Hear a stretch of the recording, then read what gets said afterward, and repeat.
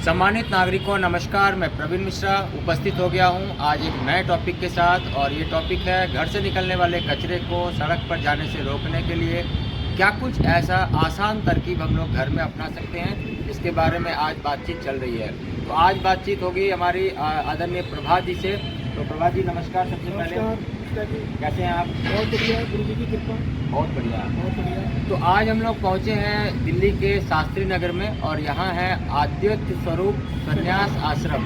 तो आश्रम में कुछ एक एक्टिविटीज़ चल रही है जो कि हम लोग बागवानी को यहाँ कुछ ना कुछ लगा रहे हैं, और ख़ास करके सर्दियों के समय में उगने वाली फसल है और सब्जियाँ भी हैं और कुछ एक फूल भी है।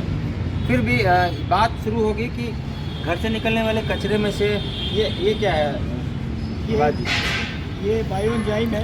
अच्छा। ये तकरीबन 3 महीने पहले मैंने ये 2-3 ट्रायल किया था। अच्छा। तो ये इसको 3 महीना पूरा हो गया। ये एलोवेरा का बायो एंजाइम है। बहुत बढ़िया। और इसके बाद ये फूलों का बायो एंजाइम है। हाँ। ये 15 नवंबर बनाया था। एक हमने और बायो एंजाइम बनाया, वो भी एलोवेरा का है। यस। तो ये करीब तैयार है। तो ये बायो एंजाइम बनाने का ये जैसे कि हमने क्लास में पहले भी सीखा था तो तरीका है। इसमें आप कोई भी फ्लावर ले सकते हैं, कोई भी ऊपर का भी ले सकते हैं, और एक तरह का ही अगर आप फल लें या एक तरह का ही सब्जी लें तो उनका ज़्यादा इफेक्टिव होता है।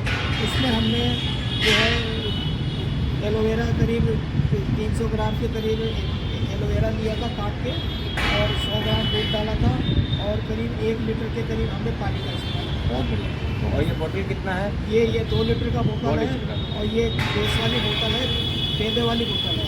तो इसमें तीनों चीज़ों को डाल के और हमने इसको अच्छी तरह से शेक करके फिर इसको सेमी शेड में हमने रख दिया था। अच्छा। फिर हमने इस बोतल को करीब 5-6 दिन के बाद खोला, और जब पहली बार बोतल खोलते हैं तो थोड़ा सा हम अपने मुख से दूर रखते हैं ताकि इसका जो ये प्रेशर ना हमारे चेहरे में पड़े या इसके गट्स कर ना आए।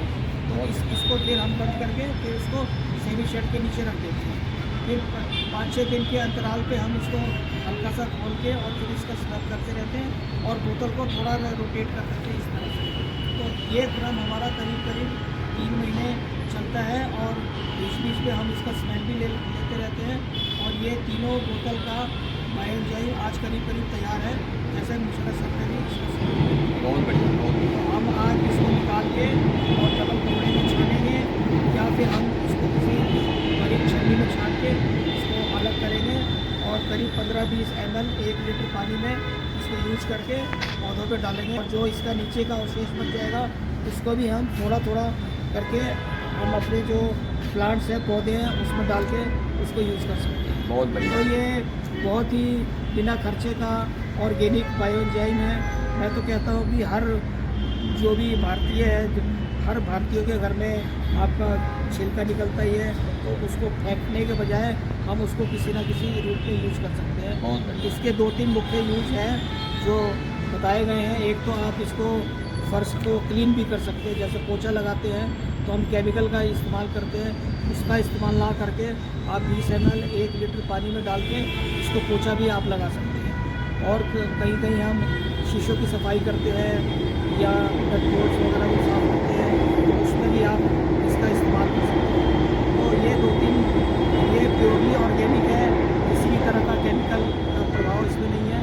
तो इसमें जो है लागत भी ना के बराबर है, और जो वेस्ट मटेरियल है वो भी हमारा ख़त्म हो जाएगा, एक तरह से कचरे पे भी कंट्रोल। बहुत बढ़िया, बहुत बढ़िया। तो घर से निकलने वाले कचरे में से ज़्यादातर चीज़ जिसमें रस तत्व की मात्रा है, खास करके फल और सब्जियों के छिलके, उन सभी का आप बायो एंजाइम बना सकते हैं। ये जानकारी आपको आज मिली है प्रभात कुमार जी से।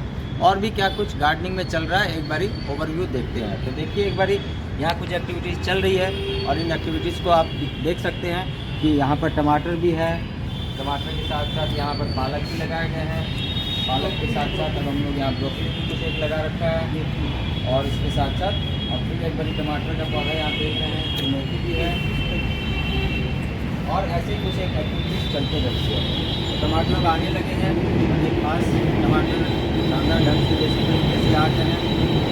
और भी यहाँ पर आप देख रहे हैं बगिया तो पहले से यहाँ पर थी, पर इन बगिया को और भी कुछ एक काम करने के लिए प्रभात जी ने और अब हम लोग मिलकर ये सारे बगिया को यहाँ दिखा रहे हैं। देखिए क्या कुछ प्रभात जी ने यहाँ पर एक्टिविटीज़ करवाया है। पहले से भी आश्रम में कुछ एक पौधे लगे हुए थे और अब इन पौधों को और आसान से और अच्छे से दिखा रहे हैं। तो कुल मिला के ये बात करें तो ये सारी चीज़ें अच्छी चल रही है। प्रभात जी आपका भी बहुत धन्यवाद। गुरु जी की बगिया का नाम हमने इसका छोटा सा रखा हुआ है। जी जी बहुत बढ़िया, गुरु जी की बगिया। कि जो कुछ भी हो, जितना समय है हम समय का यूटिलाइजेशन एक पॉजिटिव वे में और प्रॉपर वे में हम करें। बहुत बढ़िया। तो आज के लिए हम लोग यही कोशिश करते हैं कि यहाँ आश्रम से एक पॉजिटिव वाइब्स आए और लोग देखें, समझे, करें। और यहाँ आप देखेंगे कि एक अद्भुत सा नज़ारा है, मेट्रो के बिल्कुल नज़दीक है, आने जाने का भी बहुत ही आसान माध्यम और सुगम रास्ता है। इंद्रलोक मेट्रो स्टेशन के आसपास ये आश्रम है और ये अद्वैत स्वरूप संन्यास आश्रम के नाम से जाना जाता है।